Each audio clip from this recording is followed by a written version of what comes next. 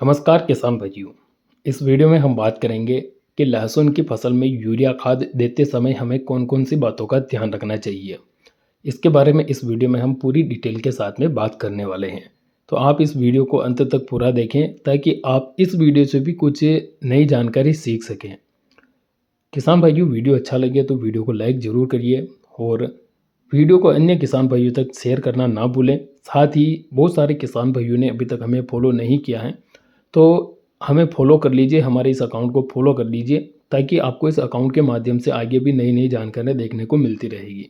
तो फॉलो कर लीजिए, वीडियो को लाइक और अधिक से अधिक शेयर कर दीजिए। बात करें यूरिया खाद के बारे में, तो यूरिया खाद में 46% नाइट्रोजन पाई जाती है और आज के समय में किसान भाई हर एक फसल में यूरिया खाद का उपयोग कर रहा है। लेकिन अगर बात करें लहसुन के बारे में, तो लहसुन की फसल को एक लिमिटेड मात्रा में यूरिया खाद की आवश्यकता होती है और लहसुन की एक आयु सीमा रहती है। उस आयु सीमा तक हम लहसुन में यूरिया खाद दे सकते हैं। उसके बाद हमें यूरिया खाद का उपयोग लहसुन में नहीं करना चाहिए। तो अब इसको पूरी डिटेल से समझते हैं। देखिए, जब हमारी लहसुन हम अपने खेत में लगाते हैं तो उस समय पर भी हम नाइट्रोजन की पूर्ति करते हैं। जैसे कि डीएपी खाद डाल रहे हैं तो उसके अंदर भी नाइट्रोजन की मात्रा है। अगर हम 12-32-16 डाल रहे हैं तो उसके अंदर भी नाइट्रोजन की मात्रा है। तो बुआई से लेकर जब हमारी लहसुन 50-60 यानी कि 2 महीने तक हम अपनी लहसुन में यूरिया खाद दे सकते हैं। अब इन 2 महीनों के अंदर हमें कितनी बार यूरिया देना चाहिए और यूरिया देते समय कौन कौन सी गलतियां नहीं करना चाहिए, इसके बारे में बात करें तो कुछ किसान भाई अपने लहसुन में कुछ ज़्यादा ही मात्रा में यूरिया खाद देते हैं, जिसकी वजह से पौधे की जड़ें भी गल सकती हैं क्योंकि नाइट्रोजन बहुत ठंडी होती है और जब ज़्यादा मात्रा में नाइट्रोजन ज़मीन के अंदर जाती है तो उन जड़ों पर रिएक्शन हो सकता है। तो जितनी आवश्यकता है उतना ही आप यूरिया खाद डालें।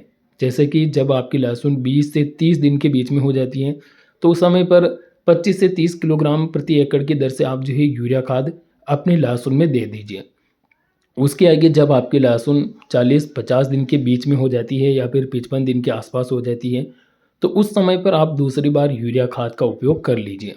और वहीं पर जब आपकी लहसुन 60 दिन की हो जाती है और आप अगर यूरिया खाद का उपयोग करना चाहते हैं तो आप वहाँ पर कर सकते हैं। लेकिन मैं आपको यही कहूँगा कि आप पहली बार तो 20-30 दिनों के बीच में कर लीजिए यूरिया का उपयोग, दूसरी बार 40 से 50 या 55 दिन के बीच में कर लीजिए। उसके बाद में लहसुन को यूरिया खाद की आवश्यकता नहीं होती है। और यूरिया खाद अगर आप ज़्यादा मात्रा में दे देंगे तो उससे पौधे की ग्रोथ ज़्यादा बढ़ जाती है। यानी कि जब पौधा अपनी द्वितीयक अवस्था में जाता है, जैसे कि पौधा 50-60 दिन का हो जाता है तो उसमें कंद का जो नमूना होता है वो बनना शुरू हो जाता है और वहाँ पर आप यूरिया ज़्यादा देते हैं तो पौधे की ग्रोथ बढ़ना शुरू हो जाती है। लेकिन एक चीज़ आप ध्यान रखना कि जब फसल 2 महीने की हो जाए तो उसके बाद में आपको उसमें बनने वाले कंद पर ध्यान देना है।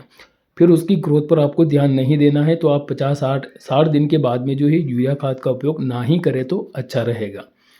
और जब आप 25-30 या 40-50 दिन पर यूरिया खाद डाल रहे होते हैं तो उससे पहले अपने खेत की निदाई उड़ाई करवा लेना ताकि जो खरपतवार होंगे वो खत्म हो जाएंगे और यूरिया खाद भी अच्छा काम करेगा।